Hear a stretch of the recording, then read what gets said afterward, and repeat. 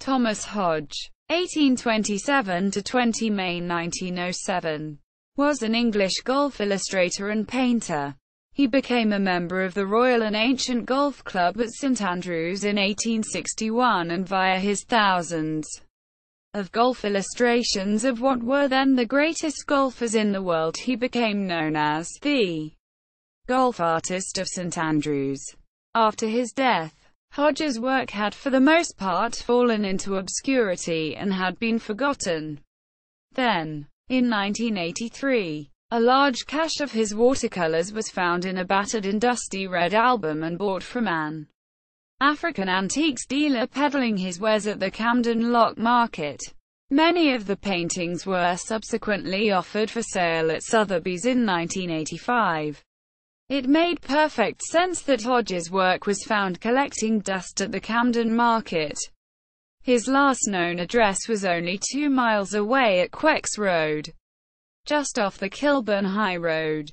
A large collection of Hodge's paintings was donated to the Royal and Ancient Golf Club at St Andrews by Hodge's only living grandchild, Nora Sherwood. Due to the notoriety of the Sotheby's sale, the Old Course, elated to receive such historical works on the history of golf, billed Hodge as artist to the Royal and Ancient Golf Club when the pictures were displayed by them at the University of St Andrews Art Gallery in April 1986.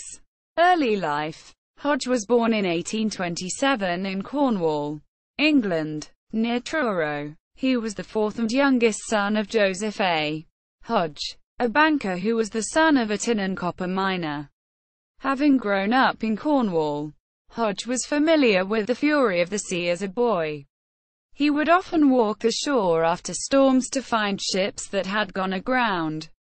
He painted and drew many of the hulks, which were grim reminders of the dangers associated with sea travel. Military career. At the urging of his father, Hodge enrolled in the Royal Military Academy at Woolwich, near London, on the 1st of August 1842. His banker father, who had squandered his wealth on bad investments in a proposed Cornwall and Devon railway, had difficulty paying the yearly academy dues of £80 for boarding tuition, and as a result, Hodge was discharged on 6 March 1846.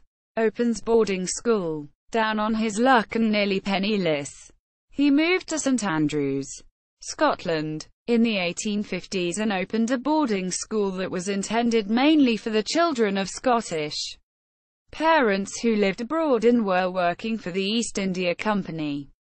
In addition to his 3 older brothers, Hodge also had 5 sisters. One sister, Sarah Frances Fan Hodge, was very helpful to him when he founded his boarding school. It is unclear how, and from whom, he was able to obtain the capital necessary for this business endeavor as a boarding school proprietor. It was during this time in the 1850s that Hodge became a friend and frequent playing companion of Gilbert Mitchell Innes, a crack amateur golfer who would later post a top 10 finish in the 1869 Open Championship. Hodge the sportsman. Hodge was an avid sportsman who excelled at cricket, boxing, running, and racket sports. He was a fine rifle marksman, one of the best in Britain, and his skills on a billiards table were exceptional. After moving to St Andrews, Hodge became a useful golfer in his own right, often playing well enough in medal matches at St Andrews to find himself amongst the leaders if not winning outright. In 1862 he came second and won the Silver Bombay Medal with 97. 11 years later, in 1873, he once again placed second with a score of 99 and was awarded the Bombay Medal. At the autumn meeting in 1866 and 1867, Hodge won the King William IV Gold Medal, known as the Royal Medal, shooting 97 and 96, and won again in 1869 with an 89. A score beaten only by George Glennie, who carded 88 in 1855.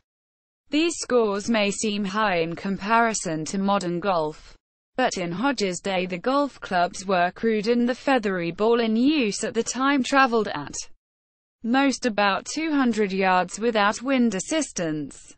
Later life. In the early 1890s, illustrated books had become commonplace. Hodge knew dozens of golfers and took the time to paint pictures of them in both oil paint and watercolors. As his work became more popular, he was hired to illustrate golf books, including work done for golf volumes published by the Badminton Library.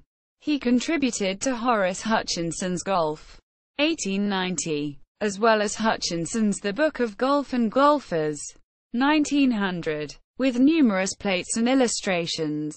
Many of his paintings were miniatures that he would, upon completion, gift to the golfer who was the subject of the work. Some of Hodge's paintings have brought good sums at auction.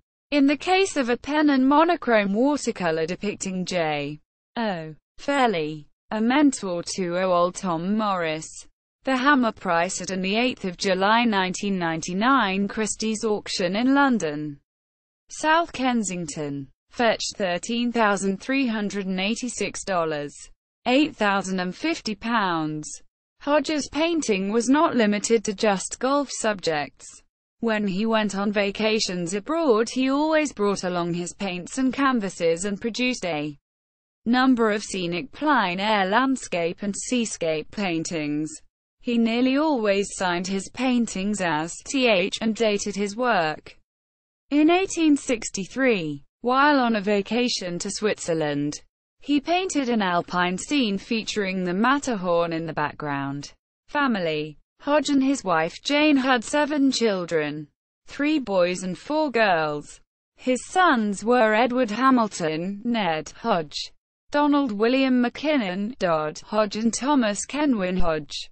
The last born was his daughter Emma Mary Dickey Hodge when her father was nearly 60 years old. For Hodge, having a child at such an advanced age was a source of much masculine pride. Death and legacy. Hodge died on the 20th of May 1907 in Kilburn, Middlesex, England, after a prolific career as a painter of golf genre subjects in and around the St Andrews area. He became known as the golf artist of St Andrews. He exhibited at the Royal Scottish Academy from 1878 to 80. Gallery of Hodge Works. Selective.